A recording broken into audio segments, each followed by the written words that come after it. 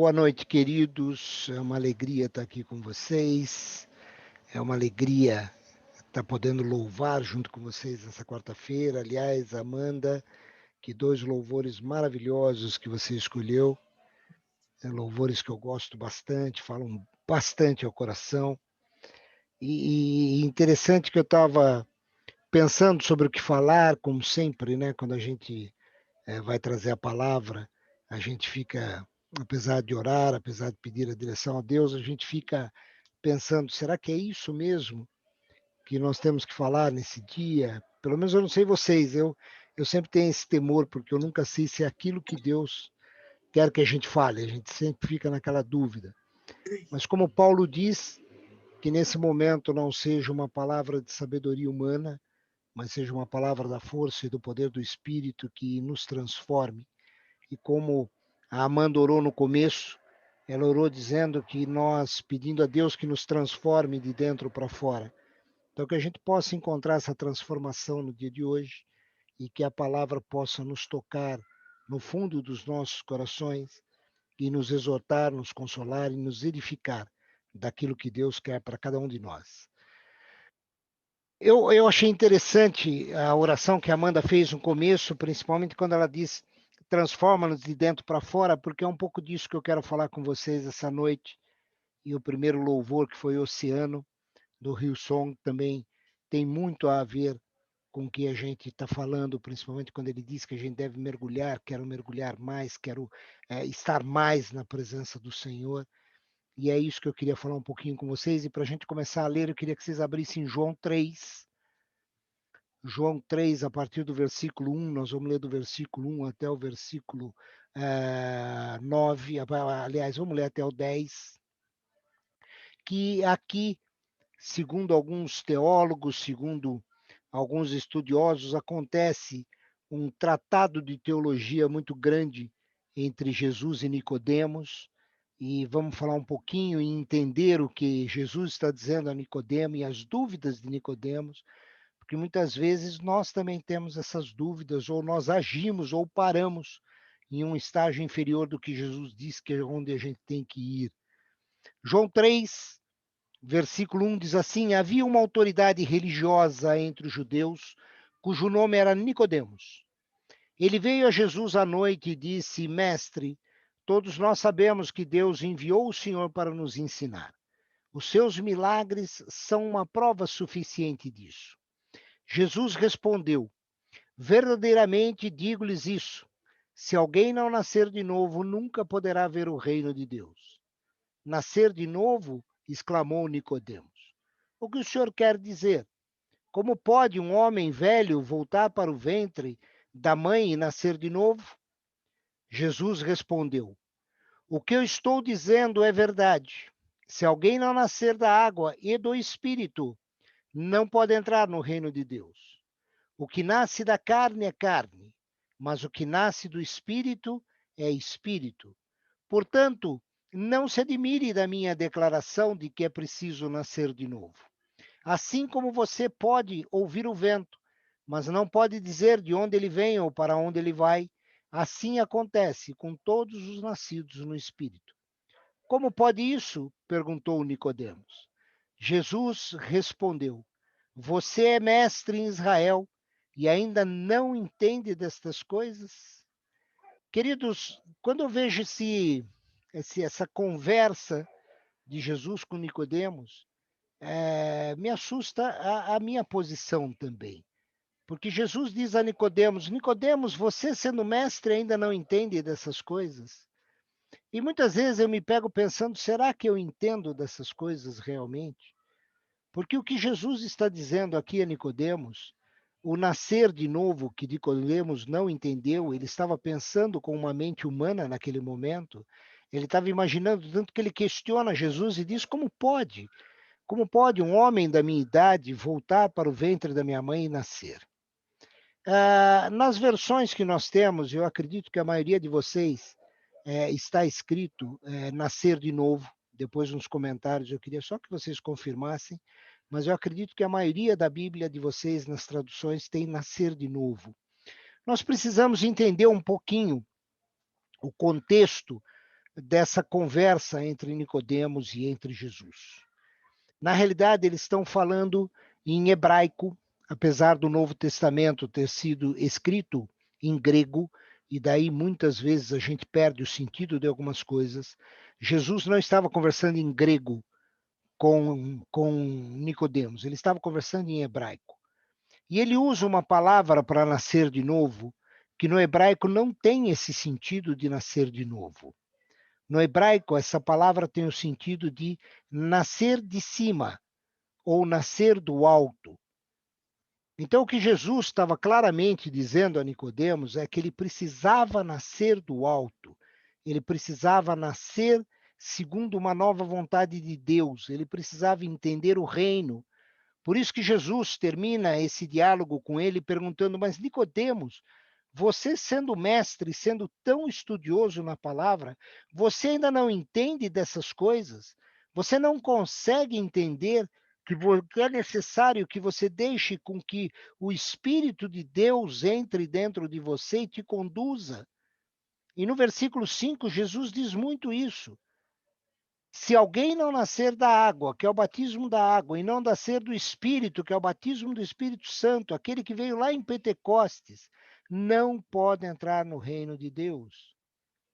Porque ele está dizendo claramente que o que nasce da carne é carne.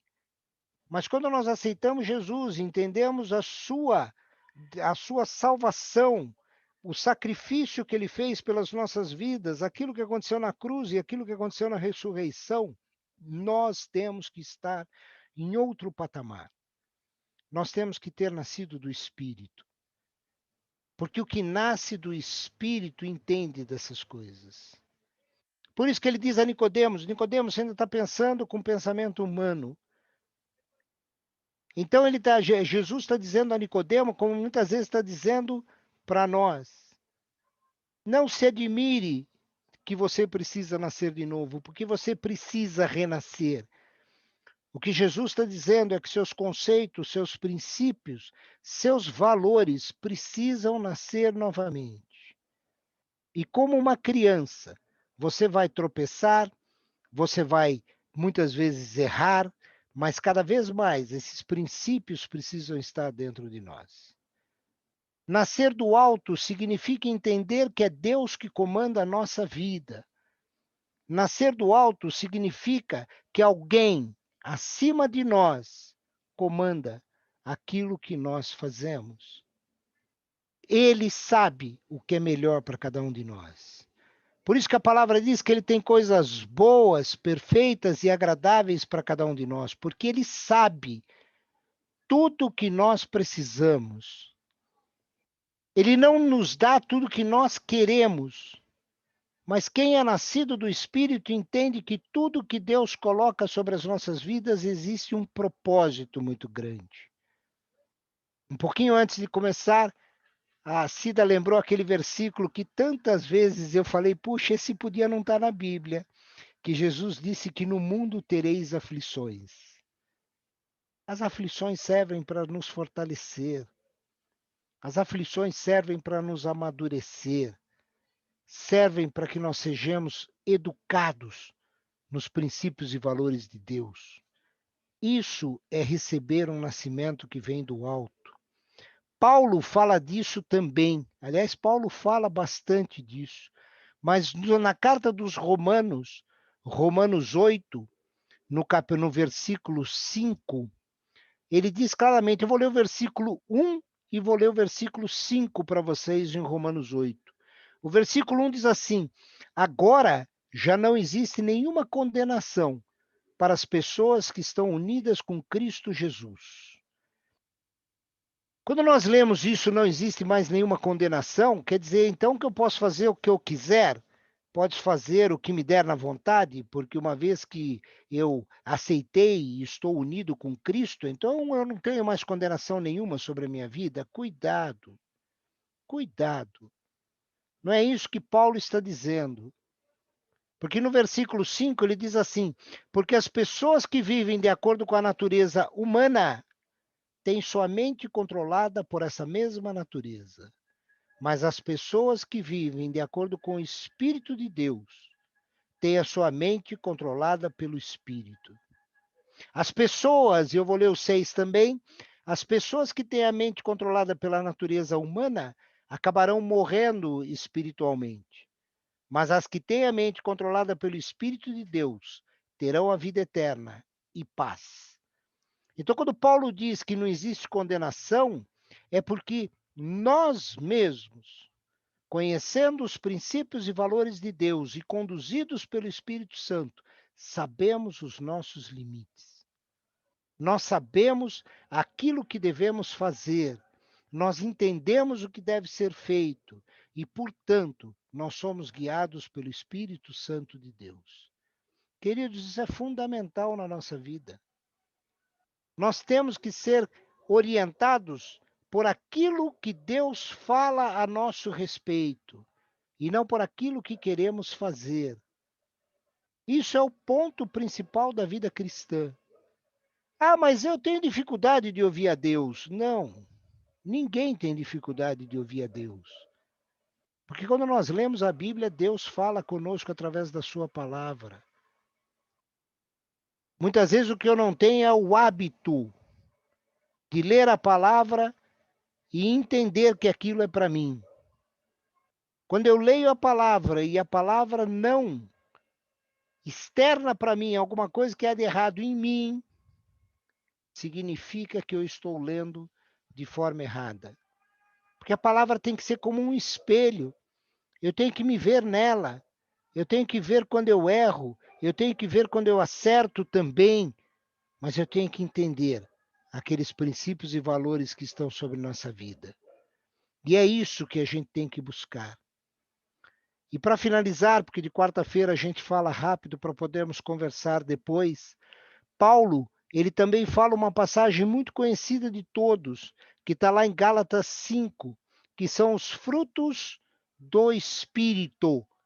Lá em Gálatas 5, 22, ele diz assim: mas quando o Espírito Santo controlar a nossa vida, as nossas vidas, na tradução que eu tenho aqui, ele produzirá em nós essa espécie de fruto: amor, alegria, paz, paciência, retidão, bondade, fidelidade, mansidão e domínio próprio. E aqui não existe conflito nenhum. Queridos, e no versículo 24, Paulo ainda fala: aqueles que pertencem a Cristo crucificaram seus maus desejos e paixões. Se agora estamos vivendo pelo poder do Espírito, sigamos a liderança do Espírito em todos os aspectos da nossa vida. Então, não precisaremos mais andar em busca de honras e de popularidade que levam à inveja e aos maus sentimentos. É isso que é nascer de novo. É isso que Jesus diz que é nascer do alto. Quando eu permito que o Espírito Santo me eduque, quando eu permito que o Espírito Santo me ensine, ele vai desenvolvendo na minha vida e na vida de quem dá essa permissão ao Espírito Santo esses frutos. Aliás, perdão, esse fruto, porque a palavra diz que é um fruto só, com 9 gomos. Eu gosto quando eu falo do fruto do Espírito e alguém me pergunta, não são frutos, é um fruto. É como se nós estivéssemos vendo uma mexerica. Ela é única e cada uma dessas características é um gomo da mexerica. Então nós não somos completos com só alguns gomos, nós somos completos quando nós temos todos os gomos em ação na nossa vida. E esses gomos só vêm na nossa vida quando nós damos liberdade ao Espírito Santo de nos corrigir, de nos educar. Por isso que Jesus diz: nós devemos nascer do alto. Nós devemos renascer daquilo que vem de cima. E o que vem de cima é o Espírito Santo que é derramado sobre nós. Ele nos conduz. Ele é o nosso conselheiro. Ele tem que dirigir as nossas vidas. E se nós queremos fazer uma medida aonde eu estou no estágio cristão, é só olhar para Gálatas 5. Será que dentro de mim existe o amor? Existe a alegria? Existe paz no meio das situações? existe paciência, existe retidão, bondade, fidelidade, mansidão e principalmente domínio próprio. Então isso para nós é uma régua, queridos. Porque o próprio Paulo diz que se nós vivermos pelo Espírito e deixarmos o Espírito nos guiar, então nós andaremos sem maus sentimentos que levam à inveja e levam a sentimentos ruins. Porque a gente não busca mais coisas deste mundo. A gente busca aquilo que vem do alto. E a própria palavra diz que se nós buscarmos as coisas que vêm do alto, Deus acrescenta tudo o que nós precisamos em nossa vida. E quem disse isso foi Jesus, quando ele disse: buscai em primeiro lugar o reino de Deus e a sua justiça, e todas as demais coisas vos serão acrescentadas. Amém, queridos? Queria deixar isso para nossa reflexão essa noite. Queria que a gente pudesse discutir um pouquinho sobre isso, para que a gente procurasse colocar um pouco dessa questão do Espírito Santo. Amém?